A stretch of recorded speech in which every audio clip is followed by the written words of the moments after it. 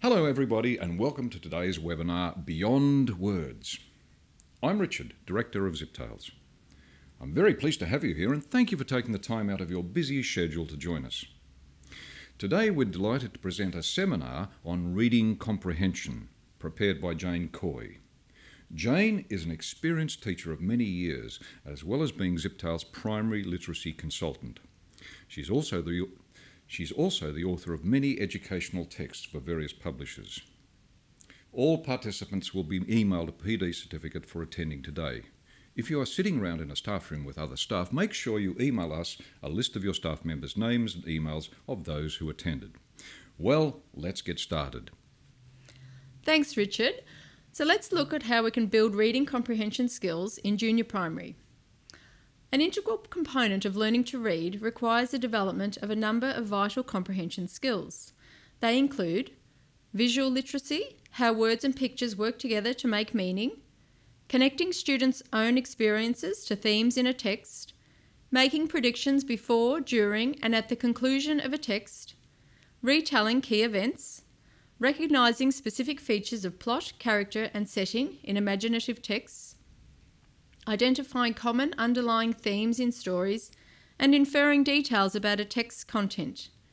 In this webinar, we will explore how these skills can be developed through the use of targeted activities and learning experiences. So let's see how this links to the curriculum. Both the Australian and New Zealand curriculum documents make clear references to the importance of developing comprehension skills in lower primary. The Australian curriculum Year 2 Achievement Standard states that by the end of Year 2, students will compare different texts on similar topics, refer to features of language and images to make inferences, discuss possible meanings in narratives and predict likely future events, relate information, ideas and events in texts to their own lives and to other texts. The New Zealand Curriculum Level 1 Listening, Reading and Viewing document states that students will acquire and begin to use sources of information, processes and strategies to identify, form and express ideas. And the indicators are that the student has an awareness of the connections between oral, written and visual language. They use processing and some comprehension strategies with some confidence, and that they are developing the ability to think critically about texts. So let's focus now on each comprehension skill and look at ways you can help your students to effectively make meaning from a text. So skill 1, we're looking at visual literacy. Visual literacy is the ability to make meaning from and create visually presented information. It's an important reading comprehension skill because it helps students to understand that pictures and text work together to make meaning, to develop observation and analytical skills, to compare mental images to concrete images, to clarify their understanding when trying to decode text, and organise their own ideas in a creative way. So we'll look now at some visual literacy activities. We'll begin with imaginative texts. One of the activities is looking at the setting. You could study the visual elements of a story setting. For example, in Wendy and the Genie, the cobwebs, broken toys, boxes and junk in the attic. It's a Ziptails Storytime story. Students could design their own setting based on a general place, such as an old house or a garden, then reflect on the similarities and differences of the drawings. Students could then use their drawing to springboard their own imaginative text. You could also look at the characters. You could discuss the appearance features of characters in imaginative stories. For example, in Wendy and the Pirate, in Storytime, Wendy knew the man was a pirate when she saw his eye patch, wooden leg and sword. You could place a variety of dress-up items in a box. For example, a tiara, a coloured wig, an eye patch, and students could take turns to choose something from the box and explain what type of character might wear that item. This could springboard an imaginative text writing activity about that character. You could also explore how facial expressions of characters can help tell the story by they let us know how a character is feeling about certain events in the story. For example, Wendy's expressions in Wendy and the Genie, the Storytime story, tell us how she is feeling about her 3 wishes. You could also look at facial expressions and how they reflect a word's meaning. For example, the words vain and furious in Snow White, the Timeless Tales story. You could also use facial expressions to help provide information to us, the reader, that characters may not pick up on. For example, in the timeless tale Snow White, when the Queen is dressed as the old lady, her eyes are still looking quite menacing, something Snow White doesn't seem to notice. Other visual elements you could pick up in imaginative texts could be to discuss how certain objects are drawn, to give clues to what they are. For example, the genie lamp in the Storytime story Wendy and the Genie. You could also study how pictures represent lapses in time. For example, the seasons or the years passing in the Ziptales timeless tale Snow White. Let's look at some visual literacy activities for information texts. Informative texts use visual images differently to imaginative texts. You could discuss with students how pictures help support the words in a variety of informative texts, such as diagrams in information reports or instructional texts, photos in recipe books, or use the Ziptales Make and Do instructional texts and the images used in the Happy Schools explanation text, How to Make Our School a Happy School, to study how the pictures support the words. In persuasive texts, you could explore how print or television advertisements use strong images to try to sell a product. For example, using excited children playing with a certain toy or a happy baby wearing a particular brand of nappy. You could get the students to study how these images are used to try and sell a product. You could also study how images used in tourist brochures from tourist attractions aim to persuade people to want to visit that place. Let's move to skill 2, connecting real-life experiences to texts. Connecting real-life experiences to texts assists students to develop a better understanding of what is happening in the story. This skill helps students to become more motivated to engage fully in the reading experience, gain a deeper understanding of particular story elements, such as why a character is feeling or acting a certain way, and increases their understanding about why a plot is unfolding as it is. So some activities to go with this could be looking at connecting to characters. After reading a text, you could ask students to reflect on how they are similar or different to the characters in the story. Let's use the Ziptales Easy Reader Let's Get Wet as an example. So you could record, how am I similar to Ned and Ted, the two characters in the story? Or how am I different to Ned and Ted? And here are some examples. For example, you could say, I have a pet dog, I love getting wet, I like playing in the bath before bed. That's how the student could be similar to the characters. And how they could be different could be that my grandpa doesn't have a tin shed and I don't have pet ducks. Another activity could be for students to reflect on a time in their life when they felt the same way as the characters in a text. For example, in Wendy and the Dragon, the Storytime story, Wendy finds a dragon's egg on a beach. Students could draw or write about a time when they found something special. Let's look at connecting to events. Children make meaning from a text when they can relate the event to their own experiences. You could use sentence starters, such as the following, to springboard a discussion or writing activity. For example, something like that happened to me when, if that happened to me, I would. This reminds me of a time when I. We'll move on now to skill 3, making predictions. Making predictions requires students to focus on what might happen next in a text. Predictions could be made before, during, and after reading a text. This skill is important as it helps students to become fully engaged in the reading experience, recall visual and written details in the text, anticipate the direction in which a text is heading, use personal experiences and prior knowledge to relate to a text, reread for information, and draw conclusions about a text. So some activities for making predictions could be: guess what's in the bag. You could introduce the concept of predicting by getting students to take turns describing an object hidden from view inside a bag. The other students try to guess what object is being described. The objects should all have something in common, such as musical instruments, sporting equipment, or popular types of toys. And as mentioned, the other students try to guess what it is. Another activity could be to talk about titles. You could use relevant titles of text to make predictions about what this story is about. An example could be the easy reader, bad cat. You could ask the students, what do you think the cat does in this story that's bad? Another activity is story detectives. You could encourage students to look for clues that might help them predict what might happen next in a story. You could set up a chart like this one, and as the story is read, use focus questions to get the students to make predictions. You could use different colours for the clues depending on whether they are picture clues, word clues, or real-life clues. This example is from the Ziptales Storytime story, Wendy and the Dragon. So the first question is, where does Wendy find the dragon? So a student might predict, well, it could be hiding in a cave near the beach.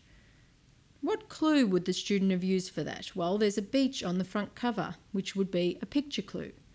Well, what actually happens in the story is Wendy finds the dragon's egg in the sand. Another question could be, why did Wendy put the egg in her pocket? A student might predict that she was going to put it somewhere safe. How did they get this? From the clue that she puts it in her pocket so it doesn't break. It's actually written in the story, so it would be a word clue. And what actually happens? Wendy takes the egg home with her. Another question could be, why can't Wendy sleep that night? The prediction a student might make is, oh, she's excited about the egg. And the clue is, from a real life clue, from a real life perspective, is that sometimes I can't sleep when I'm excited. What actually happens is Wendy can't sleep because the egg is glowing with light. Another activity for making predictions could be that the students predict the ending. They listen to the beginning of a story and discuss the variety of possibilities of how it might end. For example, the Set 1 easy reader, Bob the Frog. You could read it, but stop when it gets to Friday. Students could write or draw what they think Bob does on Saturday to recover from his horrible week. You could then finish viewing the story and compare students' predictions to what really happens. The next skill we're looking at is retelling key events. The read and retell process is a vital component of consolidating one's understanding of a text.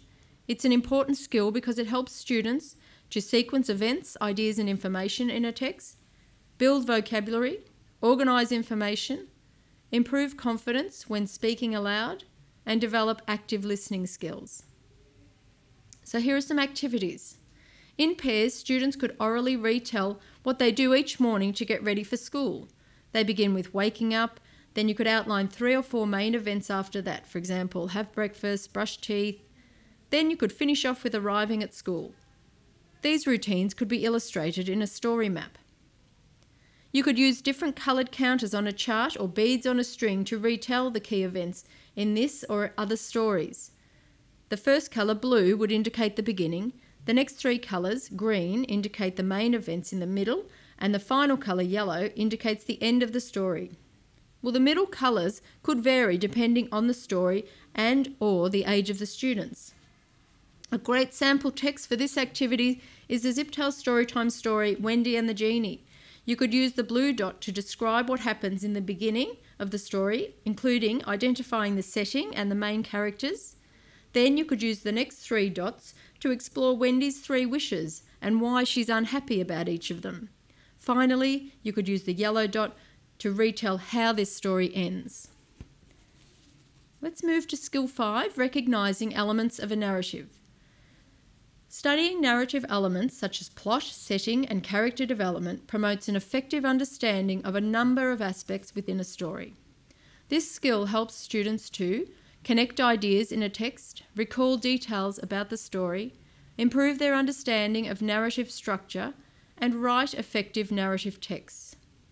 Some activities include story sticks. You could write specific questions relating to a narrative and their elements on plain Icipol sticks, such as, who are the main characters? Who are the minor characters?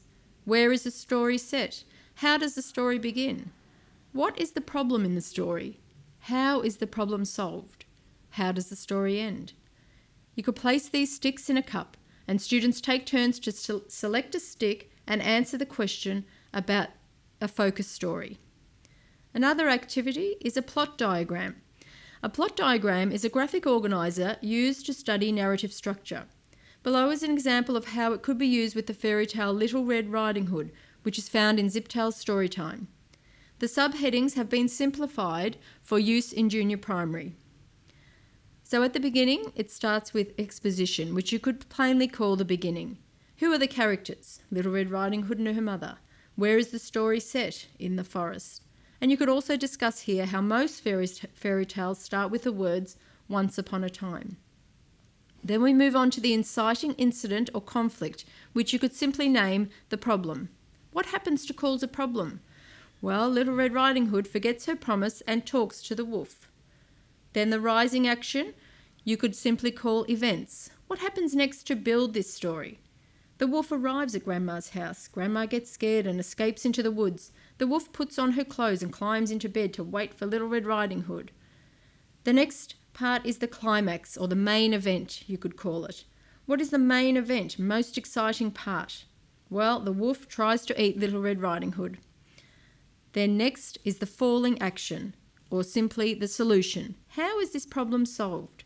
Well, a nearby woodcutter rushes in to save Little Red Riding Hood. And finally, we look at the resolution, or the end. How does this story end? Well, Grandma returns and all is well. You could also discuss here how fairy tales end with, mostly, they lived happily ever after.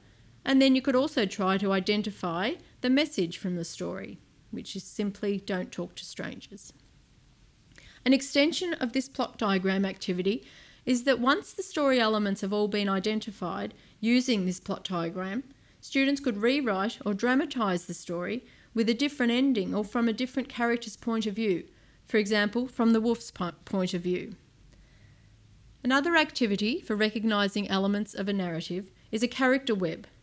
You could use the elements of characterisation, appearance, dialogue and behaviour to focus on a specific character in an imaginative text. A graphic organiser could be used to record the information as a class or individually. So using Little Red Riding Hood again, we could look at what does she look like? She's a little girl who wears a red cloak and hood. Underneath that, we could look at what does she do that tells us something about her. Well, she's kind and helpful because she takes food to her sick grandma, but she breaks her promise when she talks to the wolf. Also, we could look at what does she say that tells us something about her. Well, she says, "Of course, Mother," so that tells us that she does what her mother tells her to do. And she also says, "Look at the flowers and the birds and the trees. Oh, this is such fun," which lets us know that she loves nature. And finally, we could look at what the other characters think of her. Well, we know her mother loves her and the wolf wants to eat her. Another activity for narrative elements is called sensory settings. You could focus on a particular setting from a story using the 5 senses. For example, imagine you have landed on the Dragon's Island in Wendy and the Dragon from Ziptail's Storytime. What do you see? What do you hear? What do you smell? What can you feel? And what can you taste? Students could share their thoughts with the class. Another activity is called the Settings Story Map. Students could design a simple map of the various settings used in a story. For example, in Little Red Riding Hood, the story starts at her mother's house, then moves into the forest and on to Grandma's house. Students could draw footsteps to show where the characters have travelled. The next skill we're looking at is identifying themes. Identifying themes in a story is a complex reading skill, as it requires students to extract information and make inferences from a text. Recognising themes helps students to find the main idea, interpret ideas within the content of a text, make comparisons between texts, and identify the author's purpose. So some activities you could use for identifying themes could be fun with fables. In pairs or small groups, students read some simple Aesop's fables. For example, The Lion and the Mouse. Ask students to think about what message the story is trying to tell them about life and have them report back to the class. Students could dramatise the fable and then use the play to springboard a class discussion about the message by asking, what can you learn from what happened in this story? Another activity for identifying themes could be message bubbles. You could read a variety of popular fairy tales. You could ask students to classify the messages into bubbles displayed in the classroom. You could add new bubbles as different stories are read or add them where appropriate. So here are some examples. The theme, Good Wins Over Evil. You could put in Cinderella and Snow White. The next theme, being brave, can bring rewards. We see that in Peter Pan and the Three Billy Goats Gruff. Hard work pays off is a theme from the Three Little Pigs. Be kind to others, Snow White again. Learn from your mistakes, Pinocchio could be an example of that. Another activity could be theme cards. You could guide students to the understanding that sometimes a story might include multiple themes or messages. You could create theme cards using common themes such as friendship, honesty, loneliness, forgiveness, kindness, and hard work. While students are listening to a story, they focus on a time when their theme is being used. For example, at the beginning of Pinocchio, the Ziptales Timeless Tale, Geppetto has no family, so he decides to make a child of his own. Whoever has the theme card loneliness is asked to show his or her card to display in a prominent place. Then, when Geppetto forgives Pinocchio, the forgiveness card is displayed. Once a story is finished, you could discuss the themes that were included, and of course not all cards will be used.